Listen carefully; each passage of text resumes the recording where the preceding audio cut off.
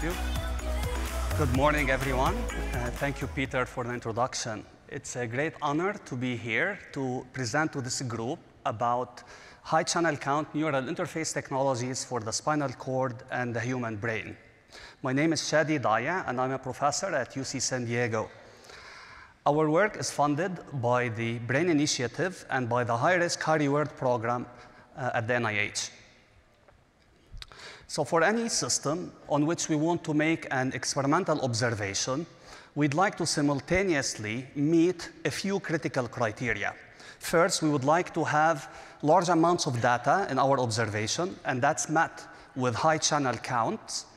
We'd like to perform this observation with high spatial resolution, and that means that the separation between our contacts need to be as tight as possible, and that's the pitch.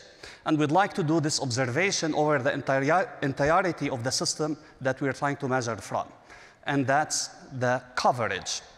Now, in the context of the human brain, we'd like to do our recordings or our measurements of the human brain activity throughout the whole surface to be able to understand how disease and function are orchestrated, and simultaneously be able to probe the activity for individual functional units, even at the cellular level, if possible. So simply put, we'd like to have high channel count, high resolution, and large brain coverage. So we'd like to march toward where this green arrow is. However, when we have a limited number of channels, as we increase the brain coverage, we sacrifice the pitch. We have to separate the contacts larger. In the last few years, the community has done a large progress toward the high channel count, high resolution, and large brain coverage. This is where we started many decades ago with the clinical grids, but there are developments that use thin film electrode technology or microfabrication techniques, some of which are shown over here on this chart, such as the NeuroGrid, the Utah array, the Stentrode, what's coming up from Precision Neurosciences, and our own platinum nanorod grids, which we will talk about today. And as you can see, all of this data is marching closer toward the origin where we meet all three criteria. There are even higher channel counts of tens of thousands of channels, but these, by design, are aimed to target smaller brain regions. So there is great hope to be able to achieve all of these three criteria. Now, what limits us from achieving those technologically? If we want to have high resolution, we want to scale the contacts so that we can place them very close to each other. And when we do that, their impedance rises, and therefore the noise associated with the contacts also rise. But when we use high or volumetric sensing materials, such as PDOT, or nanoscale materials, such as platinum nanorods, we can overcome this noise issue. Additionally, we can preserve the amplitude of our signals, which usually degrades with high impedance. And we can also preserve the time for which the measurement is done. So here we're looking at measurements done with PDOT, platinum and titanium, within 50 microns from each other of the same activity. And we see that as the impedance increases toward platinum and titanium, there is a delay in measuring that response. So as much as we like to see real-time brain-machine interfaces, we're truly in near real-time, and we're fundamentally limited by the impedances of our contacts. Now, when we go to high channel counts, we need to face the problem of interconnects, and we're leveraging advances in the microelectronics industry to be able to route thousands of channels and interpret the data. For large coverage, our electrodes need to be conformal to the surface of the brain, and that's met with thin and soft substrates, such as the platinum nanorod grids, whose picture is shown on the right of the slide. This is an array that's composed of 1,024 channels, distributed over 3.2 by 3.2 centimeters squared with 1 millimeter spatial spacing between the contacts. And it's made on 10 micron thick parallene, so it's very thin. And it has perfusion holes so that the cerebrospinal fluid can perfuse through these holes, and so that we can get an intimate contact between the grid and the surface of the brain. The recording contact size is 30 microns in diameter, and the sensing material is recessed below the surface, composed of these nanoscale structures that are 50 nanometer in diameter and about 500 nanometer long. Now, if we have these three criteria, high channel count, high resolution, large area coverage. What can we do with it? I try to show 4 examples today about its utility. First, in high resolution mapping of cortical boundaries. Second, looking at the neurodynamics in hand grasping tasks, in detecting epileptic seizures. And fourth, in the isolation of individual cortical columns from the human brain. And toward the end of the presentation, I'll end by presenting a micro-LED display to project the brain activity directly from the surgical field from the surface of the brain. So let's start by looking at the nature of the interface between the grid and the surface of the human brain. This is placed on the cortical surface of a patient undergoing neurosurgical resection. For scale, this is again 3 by 3 centimeters squared. You can see that it's very conformal to the curvilinear surface of the brain, and it's compliant to its pulsating movements. This allows the contacts to have a stable interface with the brain for high fidelity recording throughout the session. It's also transparent, so the grid could be moved to the targeted anatomical area. Now, the electrophysiology results were obtained in the OR of Dr. Aslan at OHSU. And the first procedure that's done in the operating room is determining a landmark for the surgery. And this is done by mapping the central sulcus, or doing what's called motor mapping, where an electrical pulse is delivered to the peripheral nerves, and the evoked somatosensory potentials are measured from the surface of the brain. And we look for a phase reversal of the first detected peak, say from negative to positive, to be able to distinguish the primary motor versus the primary sensory regions. Anatomically, this is labeled by CS, the solid black line that you see. But if there is a lesion, that boundary could be distorted and shifted. And the only way we can measure it is functionally, by mapping the SSEPs. Now, we applied the platinum nanorod grid for this measurement, and we see the result in the lower colored heat map. And where we see the transition between the 2 colors is where we have the functional boundary between primary motor and primary sensory regions. So this is a highly curvilinear boundary that is mapped at a millimeter scale precision. If we were to do this with existing clinical grid, we have to do at least 5 millimeter margins from the clinical contacts and a lot of linear extrapolation. Now imagine that the boundaries that are determined by the platinum nanorod grid are used to be able to delineate boundaries between pathological and functional tissue for tumors or epileptogenic tissue for resection. How many return surgeries would have been eliminated, or how many tumors have been fully excised with the utility of the platinum nanorod grids. We see the power of this grid in this approach, and we hope to have this grid become the clinical standard in functional mapping for resection. Now, we engage the patients in some experimental paradigms. The first one is applying vibrotactile stimulation to the fingertips. We look at the sensory responses, and when we overlay those over the brain, of the picture of the brain of the patient, we can see that all of the responses are within the functional boundary that was determined by the first experiment. In other cases, during the behavioral testing paradigms in the OR, we apply hardware that can track motor testing, for example, finger movements or hand movements, to time lock the measurements to the activity that we measured from the surface of the brain.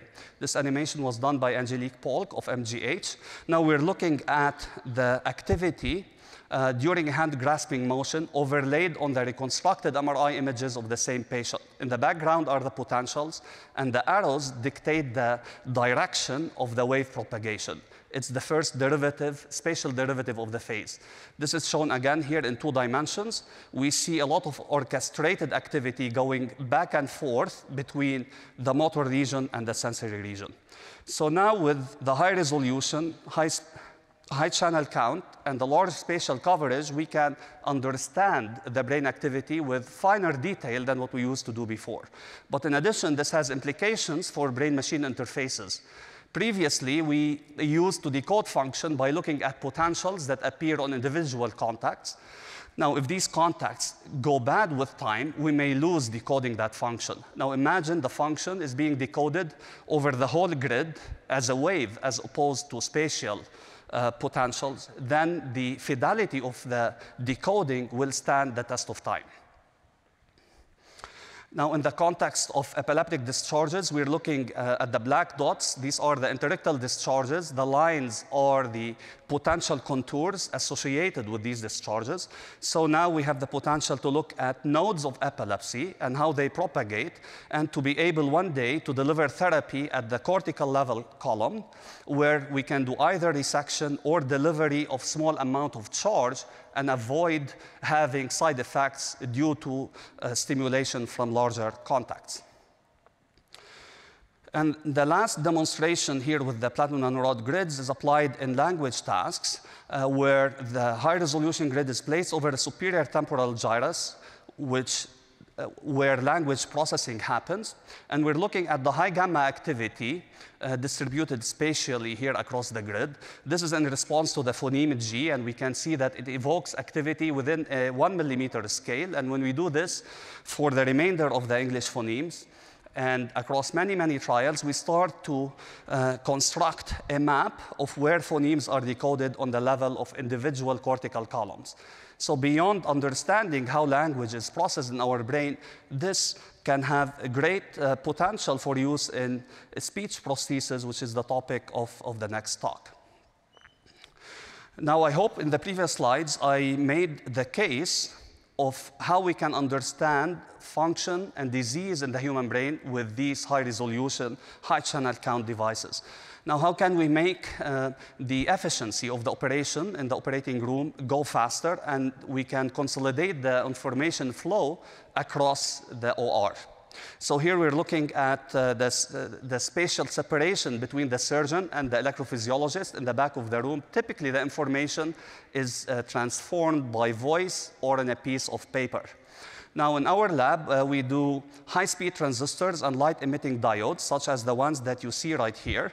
These are 1024 micro-LEDs, individually addressable, built on 15-micron thick polyimide substrates. And the idea is to place those LEDs on the back of our grids so that we can measure the potentials, decode what the potentials are doing, and project the activity directly from the surface of the brain so that the information is available to the surgeon in real time in the surgical field, consolidating the information flow within the OR.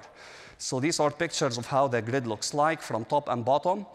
To validate the technology, we carried out this control experiment where we mapped the well-known system, the whisker barrels, in the rat.